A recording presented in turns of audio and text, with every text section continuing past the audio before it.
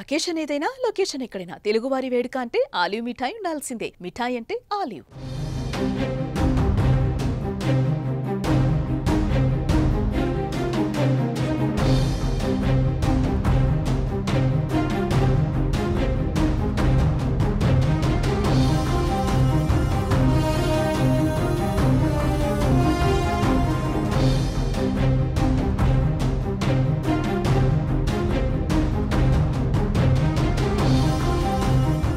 Big breaking news. Pahalgam ఉగ్రదాడితో భారత్ పాక్ల మధ్య తీవ్ర ఉద్రిక్త పరిస్థితులు చోటు చేసుకున్న వేళ కీలక పరిణామం చోటు చేసుకుంది.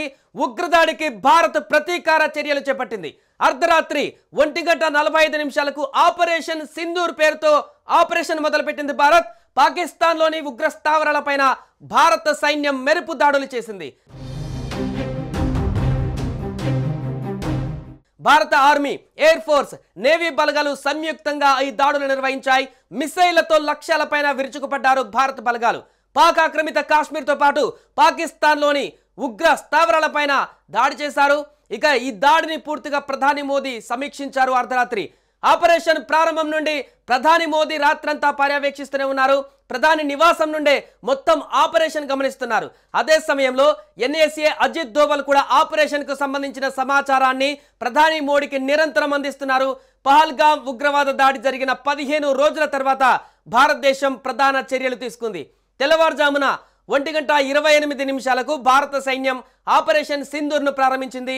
దీనిలో ఉగ్రవాది హఫీజ్ సయీద్ దాక్కున్నటువంటి ప్రదేశాలు పూర్తిగా ధ్వంసమయ్యాయి. ఉగ్రవాది మసూద్ అజార్ స్థావరాలు కూడా ధ్వంసమయ్యాయి. ఆపరేషన్ సింధూర్ పైన ప్రధాని మోదీ ప్రత్యక్షంగా పర్యవేక్షించారు.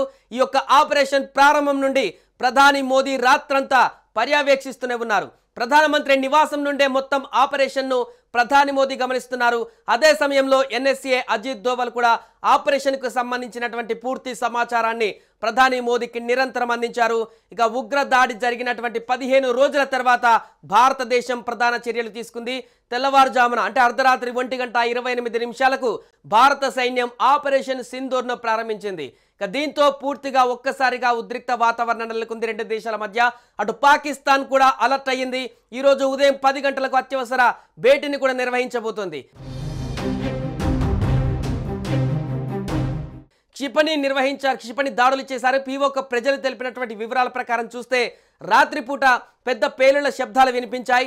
భవనాలతో మంటలు చెలరేగాయి. భవనాలలో భారత సైన్యం ఈ దాడికి ఆపరేషన్ సింధూర్ అని పేరు పెట్టింది. ఆపరేషన్ నిర్వహిస్తున్నప్పుడు సైన్యం ఇలా చెప్పింది: న్యాయం జరిగింది, జై హింద్. ఈ ఆపరేషన్లో ఉగ్రవాదుల స్థావరాలను మాత్రమే లక్ష్యంగా చేసుకున్నట్లుగా భారత సైన్యం ఒక ప్రకటన విడుదల చేసింది. పాకిస్తాన్ సైనిక స్థావరాన్ని లక్ష్యం చేసుకోలేదంటూ కూడా వెల్లడించింది. పాకిస్తాన్లో దాడి తర్వాత భారత జాతీయ భద్రతా సలహాదారు అజిత్ దోవల్ కూడా అమెరికా ఎన్ఎస్ఏతో మాట్లాడారు. ఈ సమ్మె గురించి ఆయన సమాచారం ఇచ్చారు. భారత సైన్యం ఖచ్చితంగా లక్ష్యంగా చేసుకుని ఉగ్రవాదుల స్థావరాలను మాత్రమే ధ్వంసం చేసిందని అజిత్ దోవల్ ఒక ప్రకటన విడుదల చేశారు. భారతదేశం ఈ చర్యపైన అమెరికా అధ్యక్షుడు డొనాల్డ్ ట్రంప్ కూడా మాట్లాడుతూ ఇదంతా త్వరలోనే ముగుస్తుందని నేను ఆశిస్తున్నాను. ఈ దాడి గురించి అమెరికాతో పాటు బ్రిటన్, రష్యా, సౌదీ అరేబియా, యుఏఈలకు కూడా భారతదేశం సమాచారం అందించింది. ఈ దాడి తర్వాత భారతదేశం దాడి చేసిందని పాకిస్తాన్ కూడా అంగీకరించింది. భారతదేశం దాడి తర్వాత పాకిస్తాన్ ప్రధాని షాబాజ్ షరీఫ్ రాత్రి అత్యవసర సమావేశం ఏర్పాటు చేశారు. తదుపరి సమావేశం కూడా ఈ రోజు ఉదయం 10 గంటలకు జరుగుతుందని చెప్పారు. భారత సైన్యం కనీసం 5 ప్రదేశాలను లక్ష్యంగా చేసుకున్నట్లు షాబాజ్ షరీఫ్ అంగీకరించారు.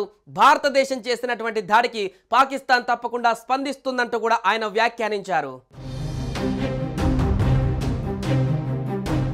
సుమన్ టీవీలో మీ పర్సనల్ అండ్ బిజినెస్ ప్రమోషన్స్ కోసం కింది నెంబర్కి కాంటాక్ట్ చేయండి.